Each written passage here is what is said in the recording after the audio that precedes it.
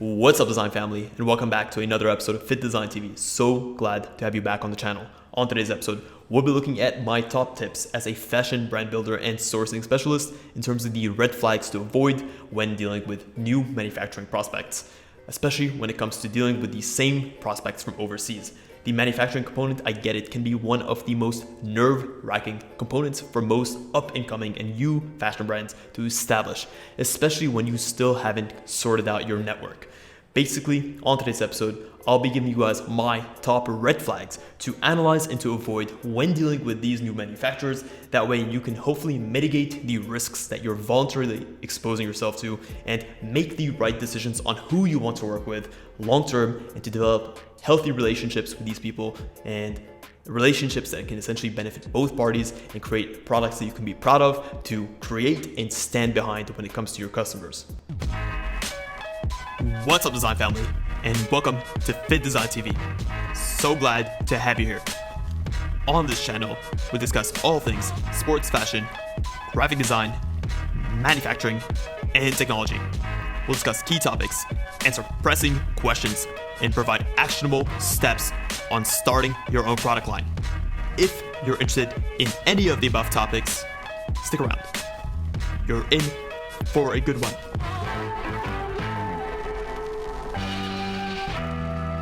Number one on my list is a manufacturer that doesn't take the time to ask questions, to get to know you, your brand, and to basically understand the full scope of the project. Why is this important? You'd think someone who is easygoing and someone just moving the process along might be someone you want to work with, but bear in mind, manufacturing product is an extremely technical and laborsome process. There are so many details at play here. So a manufacturer that doesn't take the time to ask the right questions, to find out what your brand's about, what requirements you have in terms of the product, the quality, the materials, the packing way, the delivery address, the delivery time frame, what methods of delivery you want to use.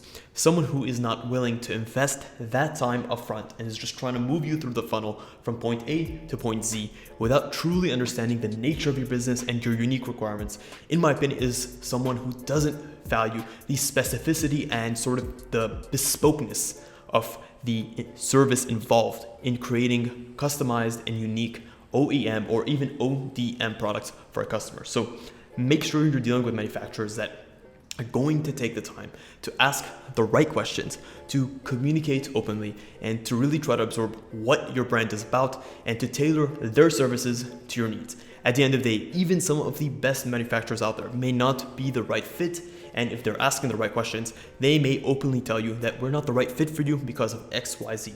This is the type of supplier and manufacturer you want to work with on a long-term basis. Number two, you want to avoid a supplier that is super slow in their response times and inconsistent with the quality of service that they provide. The manufacturing component is going to be one of the greatest variables of your business. So making sure that you have a supplier that can be a partner to you, that can grow with you long term and can provide on-demand support when you need it is going to be key. These are the types of people you should work with. You don't only want to work with someone who's responsive when it's in their benefit, and when you need them to resolve or to help you resolve a dispute, they're nowhere to be found. Also, a good supplier should have a dedicated project management team or an adequate sales force to be able to provide this support. An under-equipped or an understaffed factory is not going to be able to provide the professional support that you need. So you may have to pay a little bit more upfront, but believe me, when it comes to resolving issues, and they do happen in manufacturing, at the end of the day, it is a human labor process and mistakes do arise, and at the end of the day, it is the role of the supplier to help you resolve any issues moving forward. And number three, avoid a supplier or a manufacturer that asks for payments through unofficial channels or will issue an invoice in the name of an individual. There's two key reasons for this. And number one is simple. If you're going through unofficial channels or you're making payments to individual people, you really have little to no recourse when it comes to any potential disputes that arise. If you're dealing with something like a credit card or you're dealing with a wire transfer, here these are a lot more of a direct payment system, and if push comes to shove, you at least have some core recourse. Also, when it comes to creating invoices in individuals' names and also using unofficial channels, this shows me that the scale or the professionalism of the supplier that you're dealing with isn't quite there. And this isn't necessarily to write off all suppliers that are using this sort of terminology or methodology.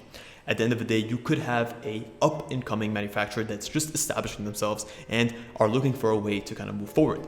But this does tell me that you are dealing with a business that doesn't have as strong a foundation as you'd like. And when it comes to production, you need to be able to deal with someone who has experience behind them, who has a backing, who has a professional structure. And these are going to be businesses that are set up correctly, that have an LLC, that have official payment channels. You're not going to be dealing with individuals, and you're not going to be dealing with shady payment gateways. Number 4, avoid suppliers that are openly using and pushing other people's images.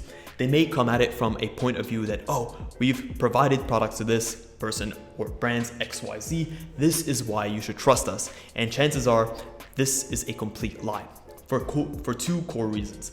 Number 1, suppliers that have openly worked with brands like this, yes, they may be proud and they may communicate that, but they won't openly be pushing that for a bunch of reasons. Number 1, they value that relationship with that customer, especially if they are a larger customer. They may use it as a reputation source, but it won't be something that is openly coming up in conversation where they're encouraging you to white label or to rip off or to duplicate these products. So that indicates to me, number 1, that they did not work with those items. Number 2, they'll most likely do the same to you and they don't have any integrity or sort of responsibility over intellectual property and the designs of the companies they work with. And number 3, the products that they're going to ultimately create will look nothing like the images attached. It's false advertising and it's just not someone you want to deal with on a long-term basis.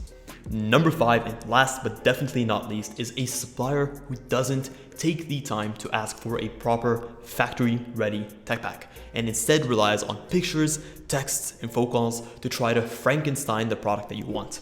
Why should you avoid someone like this? It relates to the first point that I mentioned. It's someone who doesn't take the time to truly understand the nature of your project, your requirements, and the scope of what you're looking for.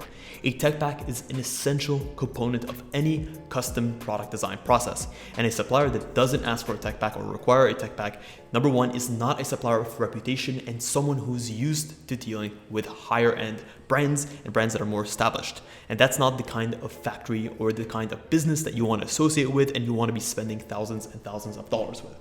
2, the lack of a tech pack for me indicates a factory or a supplier that is just trying to get you through the door as a quick cash grab. They're just trying to get you in and promising you the world, and in return, they will give you nothing close to it. And 3, someone who is trying to Frankenstein a product off images and texts. Again, this shows me a lack of professionalism and is a clear indicator of someone and a factory that you don't want to work with, that you don't want to associate with, and that won't have your back when push comes to shove. Take the time to create a proper tech pack. You're going to save yourself a lot of time, money, and headache in the long term.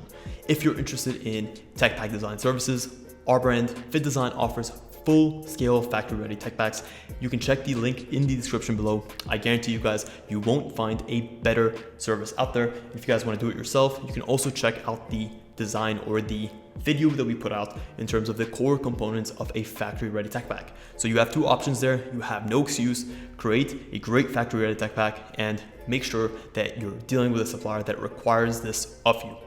Well guys, that is it. That is a wrap on this episode. Quickly to recap, we looked at the 5 red flags to avoid when dealing and courting new manufacturers. Number 1 is those who don't take the time to ask the proper questions. 2 is when they're super slow and inconsistent in their service and response times. 3, when they request payment through unofficial channels and to individuals as opposed to entities and companies.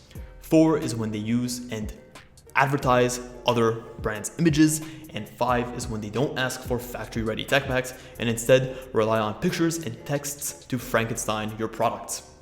Also, if you guys are interested in having a one-on-one consultation call with me, you can check the link in the description below. We basically can cover everything from your personal style to, if you want to get a bit more technical, we can look at how to set up a business, fashion brand business, how to brand, how to set up product, how to create unique product, how to source, and how to establish your marketing moving forward. Definitely check the link, you won't regret it. Also, if you want to see other episodes like this, consider subscribing to our channel if you haven't done so already. We put out great content on a week-to-week basis, and it would mean the absolute world to us for you to join us along for the ride. Guys, thank you so much for tuning in to this episode of Fittdesign TV. Until next week's episode, Stay awesome.